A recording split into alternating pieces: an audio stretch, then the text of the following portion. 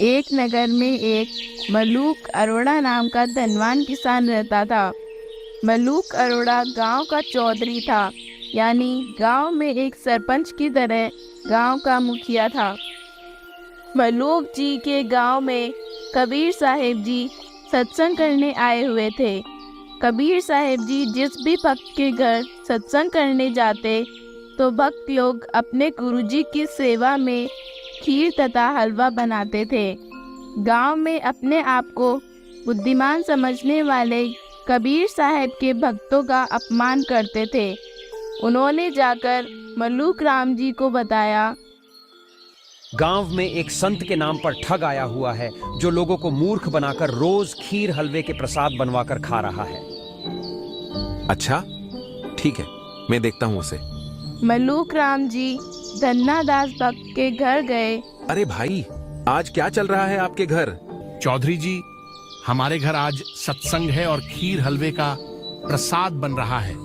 आप भी आइएगा सत्संग में। अच्छा, कहाँ हैं आपके गुरुजी? यही है हमारे गुरुदेव। अरे भाई, कौन हो आप और क्यों इन मासूम लोगों को ठग रहे हो? आप कुछ काम धंधा करके क्यों नहीं खाते? चौधरी जी, हमें तो हमारा भगवान बिना कुछ किए ही देता है। कबीर साहब के जवाब पर मलूक राम जी को कोई जवाब नहीं मिला और सोचा कि संत महात्माओं से ज्यादा कसना नहीं चाहिए। अच्छा, तो ये भगवान बिना कुछ किए मुझे क्यों नहीं देता? भाई, आपको भगवान पर विश्वास नहीं है। विश्वास करके देखो। चलो ठीक है, कर लिया विश्वास। क्या आप दे देगा आपका भगवान मुझे भोजन? जरूर देगा, लेकिन विश्वास पूरा रखना चौधरी जी। मैं भी भक्त आदमी हूं और अब तो भगवान पर विश्वास रखकर ही परीक्षा लूंगा। लेकिन अगर आपके भगवान ने मुझे भोजन नहीं दिया तो आपको मेरा सेवक बनना पड़ेगा। ठीक है, मुझे मंजूर है, लेकिन अगर आपको भगवान ने भोजन खिला दिया तो क्या करना? तो मैं आपका चेला बन जाऊंगा। तब तो ठीक है, लेकिन आप अपने इस वादे को याद जरूर रखना। ऐसा कहकर मलूक राम जी अपने खाली हाथों अपने खेतों से बिल्कुल विपरीत दिशा में चले गए।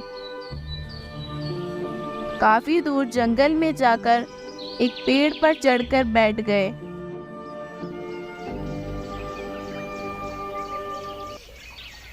अब देखता हूं कि कहां से मुझे भगवान भोजन कराता है। कुछ ही देर बाद उसी जंगल में बकरियां चराने वाले कुछ गडरिये आए। भाई, तुम लोग यही अपने लिए खीर बना लो, तब तक मैं बकरियां फेर लाता हूं और उन सबको भी बुला लाता हूं। ऐसा विचार कर उनमें से 2 जने उसी पेड़ के नीचे खीर बनाने लगे और बाकी के बकरियां लेकर कुछ दूर चले गए। खीर बनकर तैयार हो गई थी। उतने में कुछ डाकू उसी तरफ आ रहे थे। हे भगवान, ये तो डाकुओं जैसी आवाज है। गडरिये डर के मारे खीर को छोड़कर भाग गए। डाकुओं ने आकर देखा कि अच्छी खीर की खुशबू आ रही है।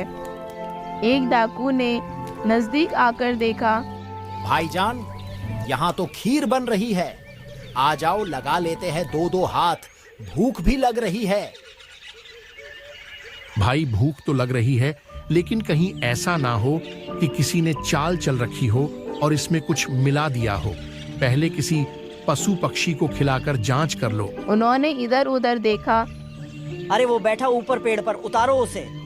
मलूक राम जी को पता नहीं था कि ये डाकू लोग हैं। उसे खिलाकर ही जांच लेते हैं, ऐसे तो ये बोलेगा क्यों? ओ भाई, नीचे आ जा। नहीं भाई, मैं नीचे नहीं आऊंगा। नीचे आता है या गोली मारूं? मलूक राम जी एक झटके में नीचे आ गए। उन्होंने ढक्कन पर खीर डालकर कहा, चुपचाप इस खीर को खा ले। नहीं भाई, आज मैं इस खीर को नहीं खाऊंगा। डाकुओं को पक्का विश्वास हो गया कि इसने इस खीर में कुछ तो जरूर मिला रखा है। अच्छा, तो तू सरदार डाकू को मारना चाहता था, बेटे तुझे अब मरना तो है, या तो इस खीर को खाकर मर ले या मेरी गोली से मरेगा। भाई इसमें कुछ नहीं मिला रखा। तो तू खा क्यों नहीं रहा? इसे खा ले वरना गोली मार दूंगा।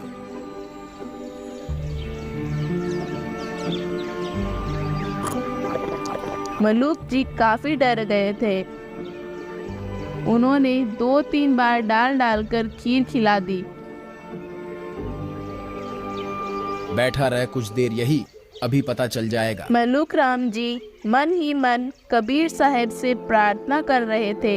हे धन्ना दास के गुरुजी, आज मुझे बचा लीजिए भगवान, मैं आपका चेला बन जाऊंगा। मुझे माफ करो गुरुदेव, मैंने आपके साथ अच्छा व्यवहार नहीं किया। काफी देर बाद जब डाकुओं ने देखा कि इसे तो कुछ नहीं हुआ। भाई मेरी तो एक संत जी से शर्त लगी थी, इसलिए नहीं खा रहा था। ये खीर बिल्कुल शुद्ध है। तू एक ऐसा आदमी है जिसे मैं जिंदा छोड़ रहा हूँ, भाग जा यहाँ से। मलूक राम जी ने पीछे मुड़कर भी नहीं देखा और अपनी पूरी गति से सीधा आकर कबीर साहब के पास पहुँचे। कबीर साहब सत्संग कर रहे थे।